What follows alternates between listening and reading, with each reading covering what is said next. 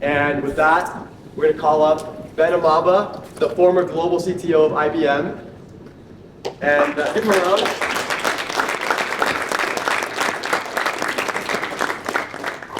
And just one more note before we kick off the session. We just want to give a special shout out to the Warrington College of Business, which was a huge partner for us. We wouldn't have been able to pull this event off without them. So, big round of applause for Jamie Kraft.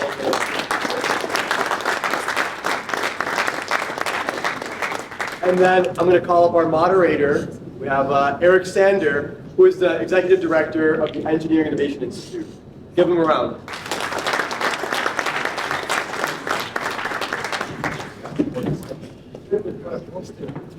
And for all the founders in the room, this is what entrepreneurship looks like. You have to duct tape some shit. You gotta fucking project your voice. It's never gonna go as planned, but you just gotta push through and make it happen. Yes. Very good.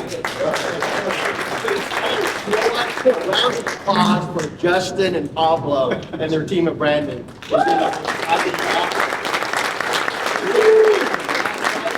I want to thank Cameron for one of the best meals. I think I'm 10 pounds heavier, so with that camera on me, I'm going to look 10 pounds heavier on video. But thank you again for the wonderful dinner that we met everybody for lunch. Again, thank you for everybody in this room, because everybody in here is going to be part of that success. So, Well, the only thing I can do is bring this down right now. I'm going to go over there, and you just keep going. Now, listen, it was funny as I was listening to Pablo talk about, this is entrepreneurship or whatever. I'm looking at a bunch of these students, and they're all talking thinking, this is like what it's to be a student, too, right? I mean, you're just kind of putting stuff together. You got no money. Oodles and oodles and ramen noodles is a big thing, whatever. Sometimes, I met Pablo and Justice years and years ago, and the first meeting was just a disaster. It was up. Okay. This is the top volume right now. So I met them, years ago, and the first meeting was just a total disaster. And it was because Justice is over there. He knows I'm going to tell on him here. And he was just agreeing to everything I said. So I just started saying ridiculous things, just ridiculous things I wanted. And he's going, yes, yes, yes. And Pablo's over with the beer going, what is he getting us into? And you know what? There's still entrepreneurs today. So you can see they got it done, right? They got us in the room, and here we go. So listen, my job is to introduce Dr. Ben Amaba today. I'm really honored to be on the stage here with Ben. And so what we're going to do is, right at the start, I'm going to ask Ben to kind of describe his journey, but let me give some of the high points if I could. So Ben is, when I first heard the name Ben Amaba, I went and did what everybody does. You Google, right? Okay, who is this guy? And I'm like, yeah, I'm getting punked. The global CTO of IBM lives in Gainesville, Florida, right?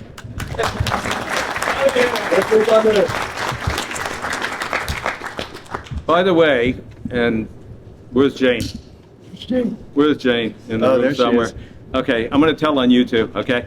And then I find out last night, by the way, his wife is the former VP for finance for FedEx. I'm like, dude, this is welcome to Gainesville, right? Okay, so let me kind of give some of the high points on Ben here, and I am going to use my notes here. As I talked about global CTO, he's going to describe his journey in a couple minutes here, right? He's a fellow of the Institute of Industrial and Systems Engineers.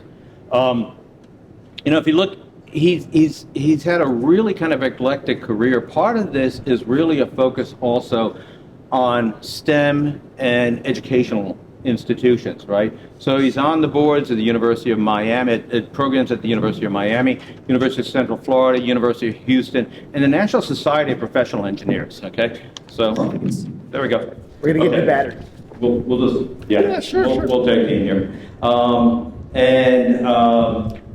So what I want you to do is you'll hear from Ben. He is a thought leader in three really interesting areas, at least that interests me: engineering, AI, and emerging technologies. And that's part of what we want to talk about today. How do you get a thought leader from that comes from industry and goes through the career he has and decides he's going to set up stakes in Gainesville, Florida, because he sees opportunity not only for the students, for the faculty, for the citizens, for the companies of Gainesville, for himself as well, okay? He is also a black belt in Taekwondo and Jiu-Jitsu, so there will be no difficult questions today. Okay?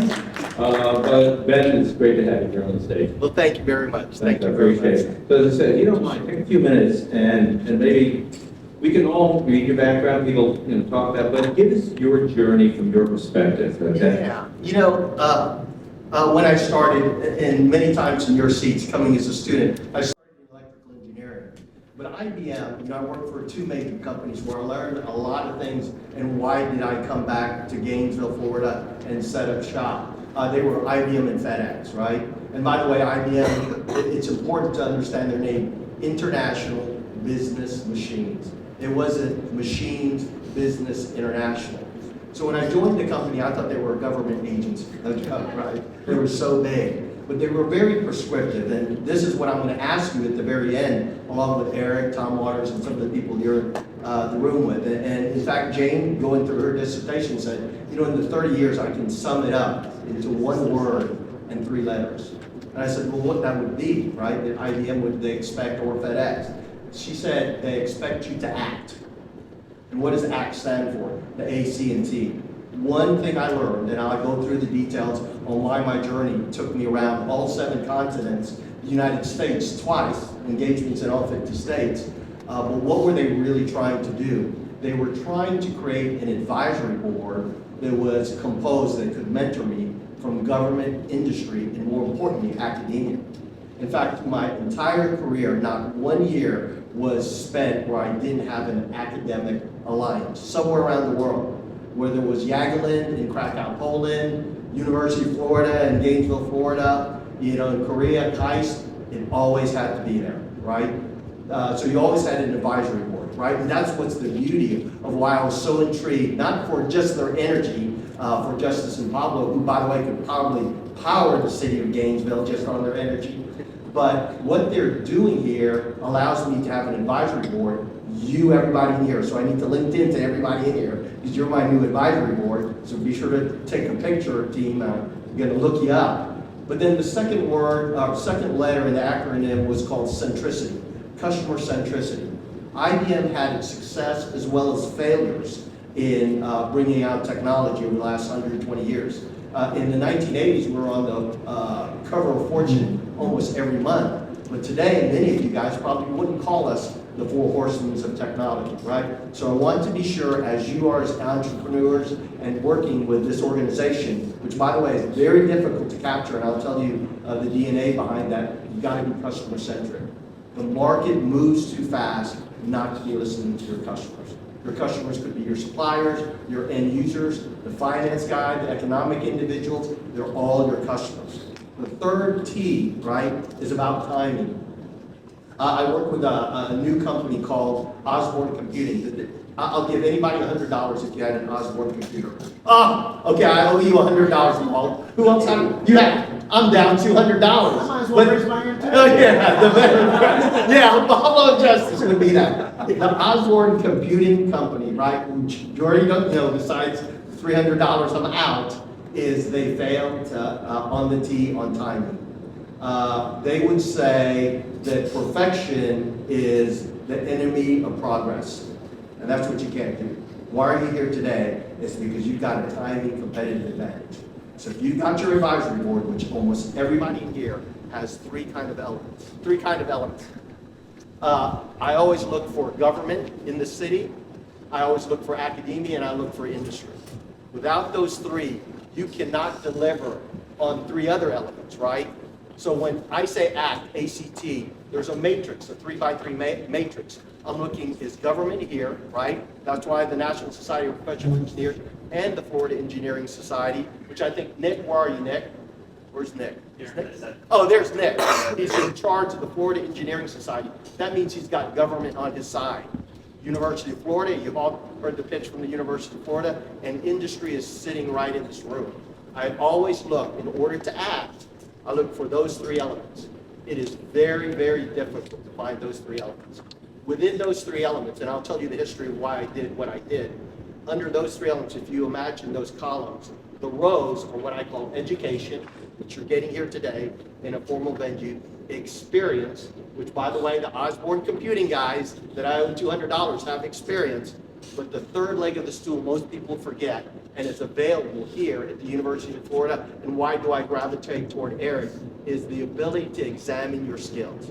That means licensing with Florida Engineering Societies, certification on AI. This is one of the few universities that have all three audiences and have education, experience, and examination.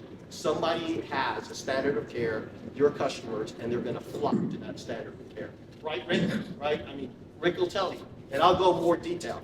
So in my journey, you know, again, small town, Christian Brothers University, electrical engineer, have no idea what I'm supposed to act on, right? But through the evolution of this 3x3 matrix, right? Government, industry, and education, with the rows, you need to look for somebody with education, experience, more importantly, examination. That's why I'm here today. Get your bachelor's. That I thought, okay, with IBM, I'm going to learn everything about the 370, the quantum computer, artificial intelligence, which, by the way, I went through the second winter of artificial intelligence. And because we couldn't act, is because we couldn't fill all 9 cells of the matrix. We literally had a winter. I worked on export systems. They said it wasn't going to work in the 1990s, so they moved me to get APEX certification. That means I had to know my customer. I had to take the same minimum standard of care to understand them. So I had to be able to walk into a manufacturing plant, although I was an electrical engineer, and understand what the CFO, CEO, and Chief Operating Officer did. Then I had to understand sustainability, resilience, right? We all heard about people, planet, profit, right? So I had to learn the planet, got the LEED certification. But from there, it started getting more complex because IBM expected if I was going to fill the 3x3 matrix, I had to understand finance. That means accounting and revenue management, because we were going to price software much different than we priced hardware or even consulting services, right?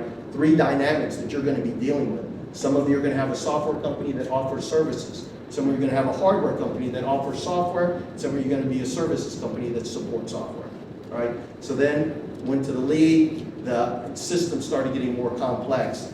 Engagements that I really like are the F-35, probably the most advanced engineering vessel on this planet. In fact, Jarrell, and we were talking about that, right? He wants to create an aerial submergible vessel. Benchmark, minimum standard of care is the F-35. Now I've got some serious problems, right, on education. That's when I started pursuing the PhD as well as the professional engineering license. And you've got to prove to the public that if I turn on an AI machine, I won't turn on HAL. Who knows about anything about HAL? Space Odyssey, right? Yeah, okay, $100 for him as well.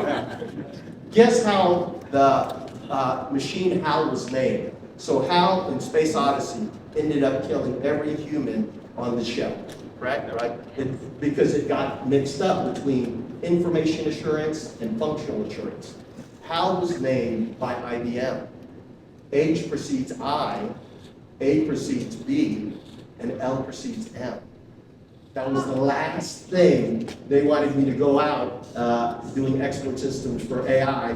Then Ben Amaba figured out how to reinvent HAL, which of course became the Terminator, which became Arnold Schwarzenegger, which I could never take down Arnold Schwarzenegger, unfortunately. But that's the journey, right? So when we come and you're asking questions, what I want you to act on is the ability to really have advisors. Not only has the intelligence quotient, IQ, Rick and I talked about this, but 2 other elements we forget as entrepreneurs or venture capitalists. There is something called emotional quotient. How many of you guys have ever heard of emotional quotient?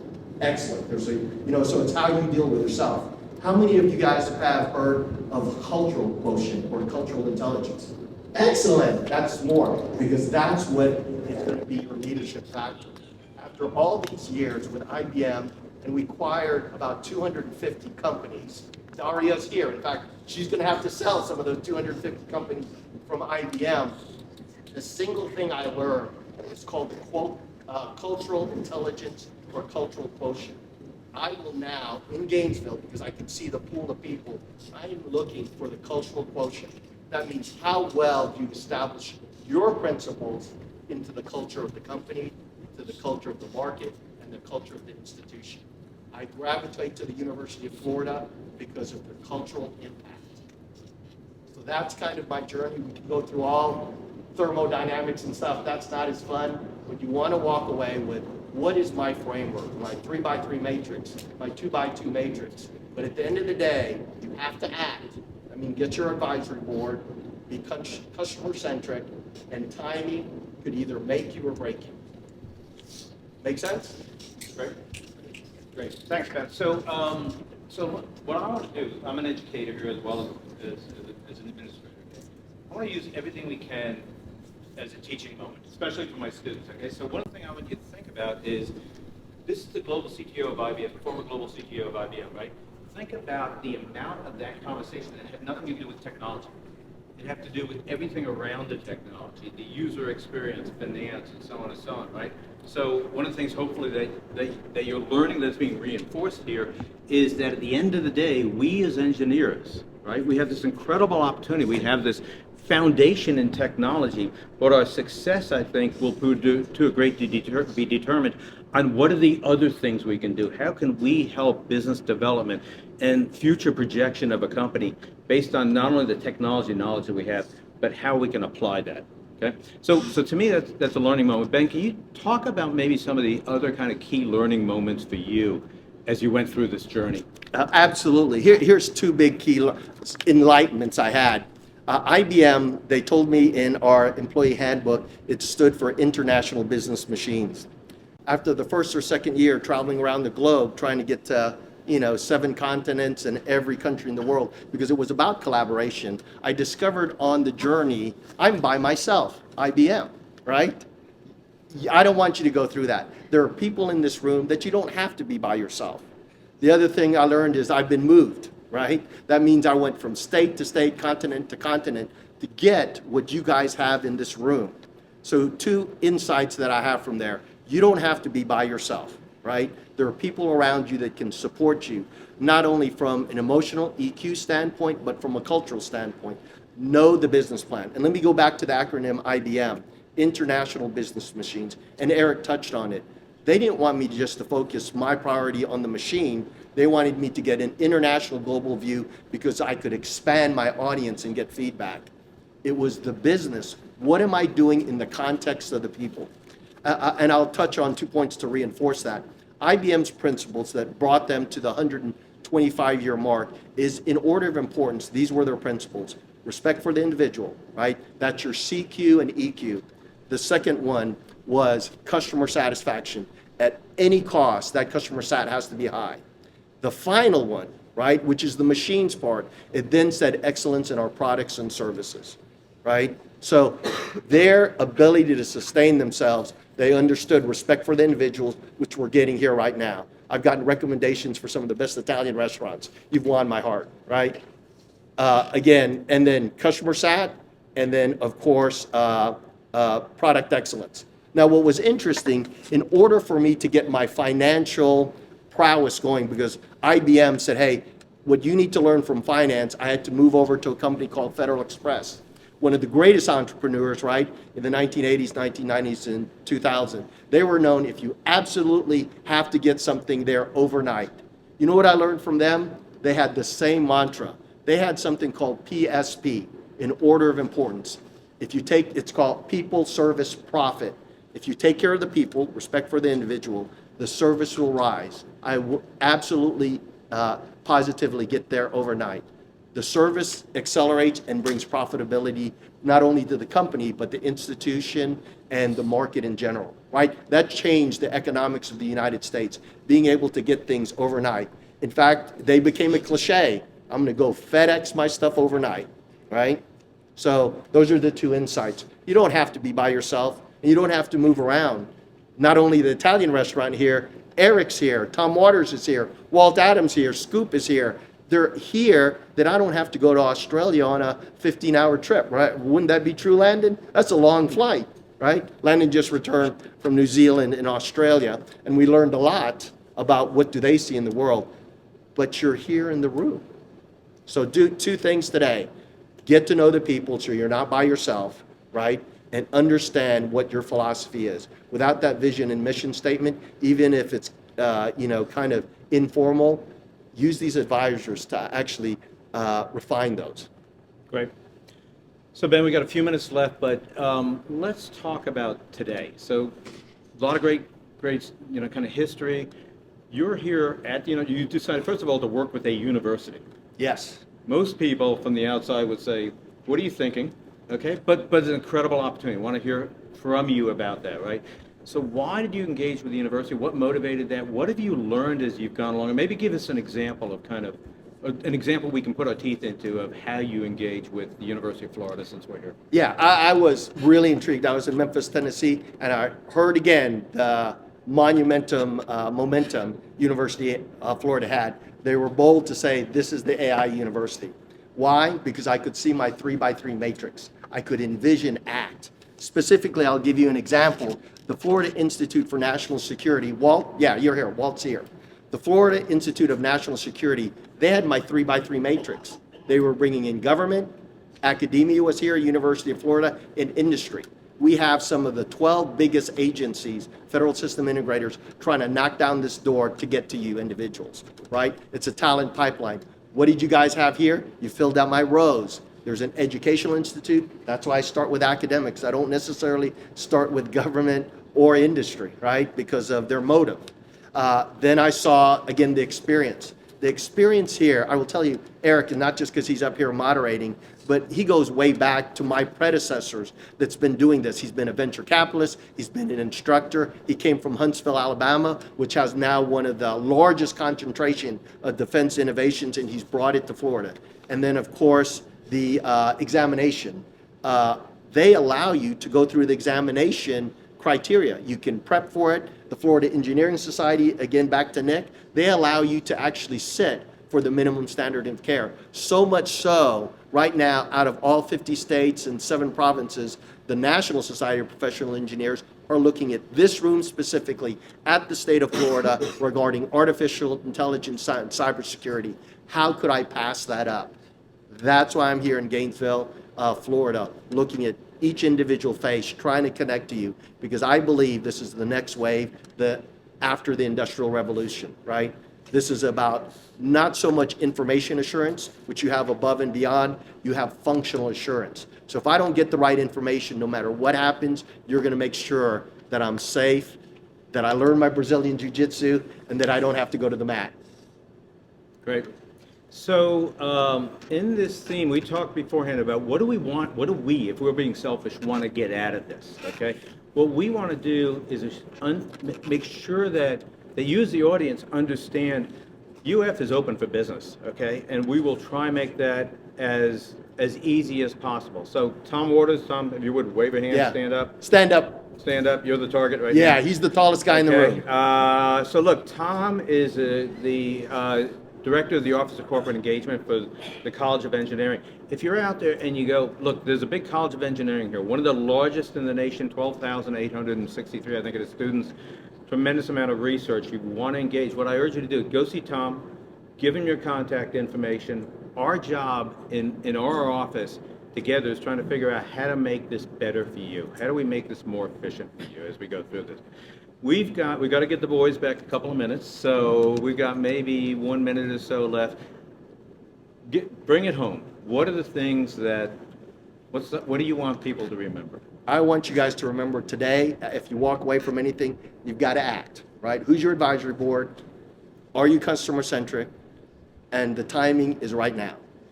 If you wait 1 week from now, you're already 1 week behind, right? This is an international competitive forum and venue. You've got the people in the names. You've got Pablo, you've got Justice, you've got Brandon, you've got Tom, you've got Eric, you got Melissa over here that, by the way, is talking to one of my biggest customers in my career, the Department of Energy. She is catering to, they are here. Stand up. Melissa Kuchma. Yes. Brian's here. I talked to him about he worked for Morgan Stanley for years. I tapped his brain. I think I could write Encyclopedia Britannica after speaking to him. The power that you have on the panels and what's coming up is remarkable, right? It's your opportunity to act, and I hope you do. Help me in thanking Dr. Ben and Amaba.